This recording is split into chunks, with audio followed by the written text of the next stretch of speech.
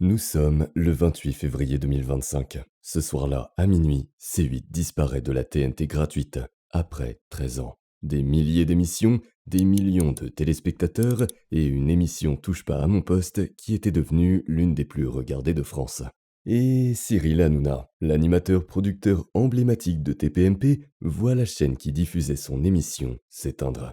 L'ARCOM, le régulateur de l'audiovisuel français, a décidé de ne pas renouveler la fréquence de C8. Et pour comprendre pourquoi, il y a un chiffre qui résume une partie du dossier. En 8 ans, C8 a cumulé 7,6 millions d'euros d'amende. Une grande partie de ces sanctions est liée à Touche pas à mon poste et à des séquences diffusées autour de Cyril Hanouna. Cyril Hanouna naît le 23 septembre 1974 dans le 15e arrondissement de Paris de parents d'origine tunisienne. Cyril fait un bac scientifique, spécialité biologie. Il veut devenir médecin, comme son père. Il s'inscrit en études de médecine, et puis il arrête.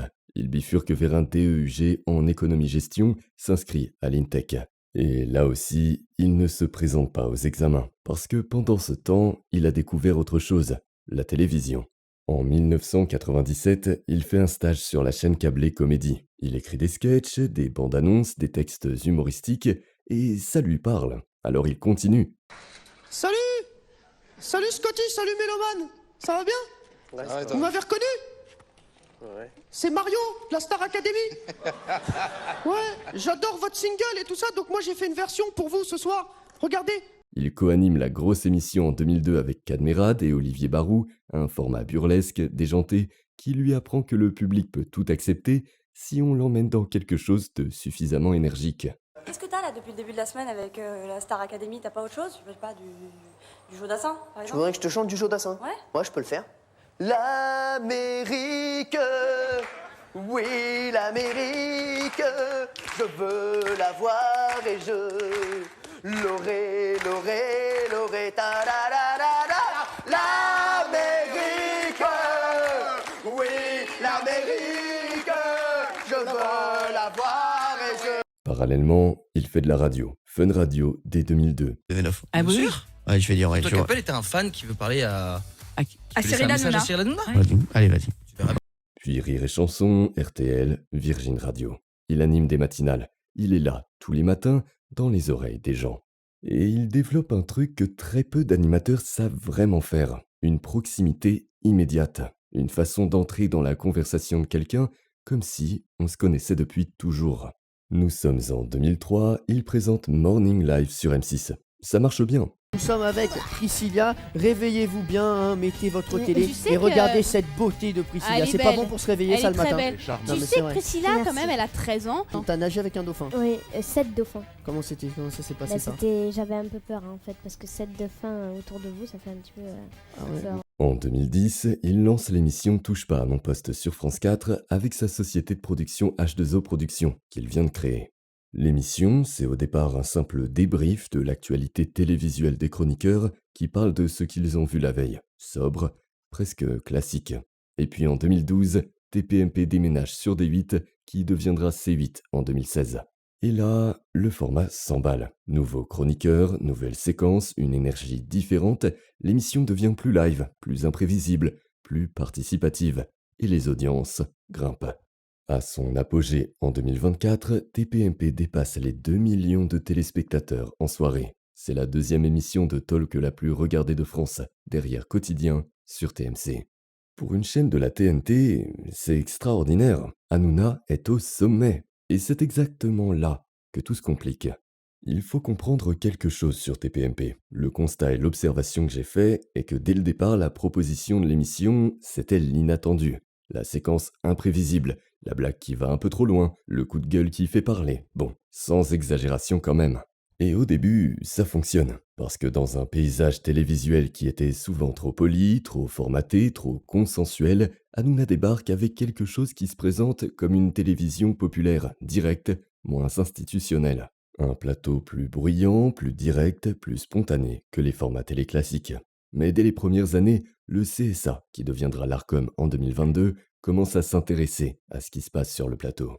Les séquences de jeu qui vont un peu loin, les blagues visant des personnes précises, des séquences perçues par certains téléspectateurs et commentateurs comme humiliantes, notamment dans des caméras cachées, ou des pièges visant des chroniqueurs. Il y a par exemple, dès les premières saisons, des séquences où des chroniqueurs sont piégés. Mathieu Delormeau, chroniqueur régulier de l'émission, apparaît régulièrement dans des blagues et des mises en scène que certains ont décrites comme humiliantes. Mais à ce stade, les sanctions restent légères. Des mises en garde, des mises en demeure, le régulateur dit « Attention, vous approchez des limites » et TPMP continue, parfois en ajustant le ton, mais les controverses continuent. Et ce qui s'installe progressivement, c'est un mécanisme qu'on voit rarement analysé clairement. Chaque controverse fait parler de l'émission. Chaque polémique ramène des gens qui n'auraient peut-être pas regardé. Et les audiences restent hautes, voire grimpent. Du coup, d'un point de vue médiatique, chaque polémique semble aussi avoir entretenu l'attention autour de l'émission. Le constat médiatique, c'est que la polémique peut aussi devenir un moteur d'audience. Nous sommes le 10 novembre 2022. Sur le plateau de TPMP, il y a un invité qui s'appelle Louis Boyard. Jeune député LFI du Val-de-Marne et ancien chroniqueur de TPMP, il y a travaillé avant de se lancer en politique. Boyard commence à mentionner la déforestation au Cameroun, et il cite Vincent Bolloré. Et là, Hanouna l'interrompt vivement. Et ce qui suit, pendant plusieurs minutes, c'est une séquence d'insultes en direct devant les téléspectateurs. L'Arcom sanctionne C8 de 3,5 millions d'euros d'amende. Un record absolu dans l'histoire de la réglementation audiovisuelle française. La chaîne conteste devant le Conseil d'État, et en juillet 2024, le Conseil d'État maintient l'amende intégralement. L'affaire Boyard devient l'une des plus symboliques, notamment parce qu'elle conduit à l'amende la plus élevée infligée à C8, mais elle n'est pas isolée. Elle s'inscrit dans une série de séquences controversées qui ont marqué l'histoire de l'émission. L'un des arguments souvent avancés pour défendre TPMP, c'est que l'émission parle à un public populaire, à des gens qui se sentent parfois ignorés par la télévision traditionnelle. Et un public très large regarde TPMP chaque soir, précisément parce qu'elles s'y reconnaissent. Parce que le ton est direct, parce que les sujets touchent à leur vie quotidienne. Et parce qu'il n'y a pas cette distance condescendante qu'on retrouve parfois dans les médias sérieux. Et il y a une part de vrai là-dedans. TPMP a créé quelque chose de réel, un public fidèle, une communauté, une façon d'exister dans le paysage médiatique qui n'existait pas avant. Et ceux qui regardent l'émission ne sont pas idiots, ils choisissent ce qu'ils regardent. En juillet 2024, l'Arcom annonce qu'elle ne renouvellera pas la fréquence de C8. La décision est rendue publique. C8 conteste devant le Conseil d'État, y compris en urgence, la procédure est rejetée. Le Conseil d'État a ensuite jugé, le 19 février 2025, que l'Arcom n'avait pas commis d'illégalité en écartant C8 et Énergie 12.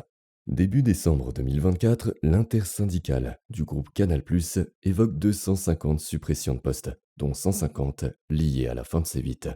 Des techniciens, journalistes, assistants de production et prestataires se retrouvent touchés par une décision dont ils ne sont pas les protagonistes. Le 28 février 2025, C8 s'éteint à minuit.